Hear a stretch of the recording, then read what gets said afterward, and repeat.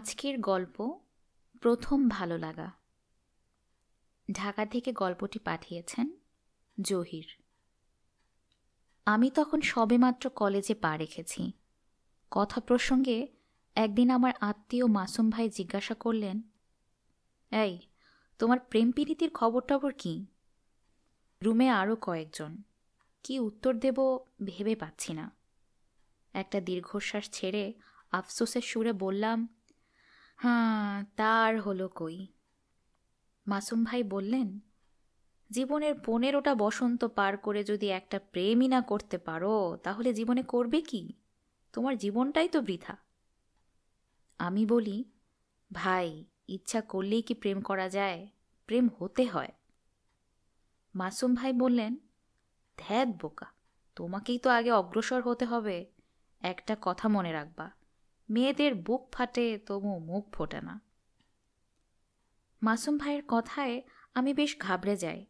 ভাবি, সত্যিই কি তাহলে আমার জীবনটাই বৃথা? আসলে কি আমি জীবনে কখনো প্রেম করতে পারবো না? এরকম হাজারো প্রশ্ন ঘুরপাক খায় আমার মনে। আবার ভাবি, সত্যিই তো, যে ছেলে একটা মেয়েকে পটাতে পারে না, তার পক্ষে আর কি করা সম্ভব? আমার মনটা খারাপ হয়ে যায়, চোখে মুখে চিন্তার ছাপ পড়ে। এরই মধ্যে আমি এক স্যারের কাছে ইংরেজি প্রাইভেট পড়া শুরু করলাম। ব্যাচে আমরা 24 জন। 24 জনের মধ্যে মেয়ে 10 জন। 2 জন আবার আমাদের ক্লাসের, ঈশিতা আর নাসরিন। ক্লাসে নাসরিনের রোল আমার পরেই। ওর সঙ্গে মাঝে মধ্যে আমার কথা হয়, কিন্তু ঈশিতাকে মনে ধরে যায় আমার। নাসরিনের মাধ্যমে আলাপ হয় ঈশিতার সঙ্গে। ওরা কোত্থেকে আসে, কয় ভাই বোন, বাবা কি করেন, সব কথা জানতে পারি, কিন্তু জানাতে পারি না আমার মনের কথা। সাহসে কুলোয় না। মনে মনে ভাবি, বলে কাজ না হলে সহপাঠীর সুসম্পর্কটাও তো আর থাকবে না। স্যারের পড়ানোর স্টাইলটা আমার ভালো লাগে না। 1 মাস পড়ার পর স্যারের কাছে যাওয়া বাদ দিলাম। ঈশিতারাও স্যারের কাছে যাওয়া বাদ দিল একই কারণে। এদিকে কলেজেও আমি বেশ অনিয়মিত হয়ে গেলাম, তাই আমাদের দেখা সাক্ষাৎটাও হয়ে গেল অনিয়মিত। অনেক সময়ই মনটা আনচান করত ওকে না দেখতে পেয়ে। পরীক্ষা এলেই নাসরিনের সঙ্গে দেখা হয় নিয়মিত। নাসরিনের কাছে ওর বান্ধবীর খবর নেই। নির্দ্বিধায় নাসরিন আমাকে ঈশিতার সব খবর দেয়। পরীক্ষার হলে ঈশিতার কথা জিজ্ঞাসা করায় নাসরিন অবশ্য একদিন আমাকে বলেছিল, আমার বান্ধবীর খবর এত জানতে চাও কেন? মনে লাগছে নাকি? হঠাৎ নাসরিনের এমন কথায় আমি ভ্যাবাচাকা খেয়ে যাই। অন্য প্রসঙ্গ তুলে কথাটা এড়িয়ে যাওয়ার চেষ্টা করি। নাসরিন আমাকে অভয় দিয়ে বলে, বলো, বললে ক্ষতি কি? আমি যে শুধু খোঁজ খবর জানার জন্যই জিজ্ঞাসা করেছি এমন ভান করার চেষ্টা করি। স্যাররা খাতা নিয়ে পরীক্ষার হলে প্রবেশ করায় আর কথা বাড়ায়নি নাসরিন। আমিও সেদিনের মতো বেঁচে যাই। টেস্ট পরীক্ষার পর ফাইনাল পরীক্ষা অবধি কোনো ক্লাস নেই। দেখা হওয়ার মতো সুযোগও শেষ হয়ে গেল। ভাবলাম ফর্ম ফিল আপের সময় হয়তো দেখা হবে।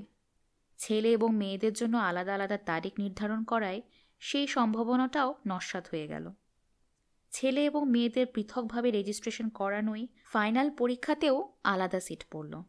বিশ্ববিদ্যালয়ে ভর্তির আগ পর্যন্ত আর দেখা হলো না। এর মধ্যে অনেক সময় পার হয়েছে। আমার জীবনের ওপর দিয়ে ঝড়ঝাপটা বয়ে গেল অনেক। বিশ্ববিদ্যালয়ে ভর্তির চিন্তা নিয়ে আমি ব্যস্ত। ঈশিতাকে যে একেবারে ভুলে গেছি তাও নয়, মাঝে মধ্যে মনে পড়ে। মাসুম ভাই বলেন, এরকম ভুল মানুষে করে? ফোন নম্বরটা তো অন্তত নিয়ে রাখবা। নিজের ভুল বুঝতে পেরে আমি মাথার চুল ছিঁড়ি। মাসুম ভাই হাসেন আর বলেন, সময়ের 1 ফোর, অসময়ের 10 ফোর। ঢাকা ভার্সিটির ভর্তি পরীক্ষার ফল বেরোলো। আমাদের কলেজ থেকে আমরা চান্স পেলাম 17 জন। ঈশিতার চান্স পাওয়ার খবরটাও জানতে পারলাম। মেধা স্কোরটা জানা সম্ভব হলো না। অনেক পরে জানতে পেরেছিলাম কোন বিভাগে ভর্তি হয়েছে সে। এক বন্ধুর কাছ থেকে ফোন নম্বরটাও জোগাড় করলাম। একদিন রাত 12টার পর কল করে নিজের পরিচয় দিলাম। তখন সে আমাকে ঠিক মনে করতে পারছে না। বললাম, ক্যাম্পাসে একদিন দেখা করো, আশা করি চিনতে পারবে। দেখা করার জন্য দিনক্ষণ ঠিক করলাম। তারপর আর আমার ঘুম আসে না। প্রায় 1.5 বছর কাঙ্ক্ষিত কোনো এক মানুষকে দেখার অপেক্ষা, মনের মধ্যে অনেক উত্তেজনা। অবশেষে দেখা হলো, কথা হলো। সেদিন চিনতে না পারার জন্য দুঃখ প্রকাশ করল ঈশিতা। এরপর নানা অজুহাতে আমি ঈশিতার সঙ্গে প্রতিদিন দেখা করি, বাদাম খাই। অপরাজেয় বাংলা, আমতলা, বটতলা, টিএসসি, চিরচেনা জায়গাগুলোকে চিনতে শুরু করি নতুন করে। মোবাইল ফোনেও বেশ কথা চলতে থাকে দুজনের। একদিন ঈশিতাকে ফোন করে বললাম, তোমাকে যে আমি কিছু বলতে চাই, তাকে তুমি বুঝতে পারো? সে বলে, না, আমি কিছুই বুঝতে পারি না, তবে তুমি স্পষ্ট করে বললে আমি ঠিকই বুঝতে পারবো। আমি বললাম, তোমাকে আমার ভালো লাগে, আমি তোমাকে ভালোবাসি। প্রত্যুত্তরে সে যা বলল তা আমার চিরজীবনের জন্য শিক্ষা। সে বলল, চলার পথে কত মানুষকেই তো ভালো লাগতে পারে, তাই বলে নিজের আত্মসম্মান বিসর্জন দিয়ে তার কাছে গিয়ে বলতে হবে তোমাকে আমার ভালো লাগে? আমার মাথায় যেন আকাশ ভেঙে পড়ল। তবে কি সত্যিই আমার প্রেম হবে না? রুমমেটদের সঙ্গে ধরা বাজিতে সেদিন আমি জিতে গেলাম ঠিকই, কিন্তু আজীবনের জন্য হেরে গেলাম আমার আমিত্ব আর আত্মসম্মানবোধের কাছে। নিজের কাছেই ছ্যাঁকা খেয়ে গেলাম। মাসুম ভাইকে ফোন করে জানালাম সব ঘটনা। সব কথা শুনে তিনি শোনালেন তার নতুন থিওরি, আত্মসম্মান বোধ নিয়ে প্রেম চলে না।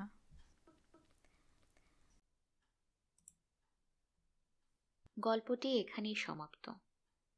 কেমন লাগলো এই গল্প শুনে কমেন্ট করে জানান আমাকে, আর শেয়ার করে অন্যদের জানান এই গল্পটা। সাবস্ক্রাইব করে না থাকলে এখনই করে ফেলুন। আপনার গল্পের অপেক্ষায় থাকলাম। আজকের মতো বিদায়।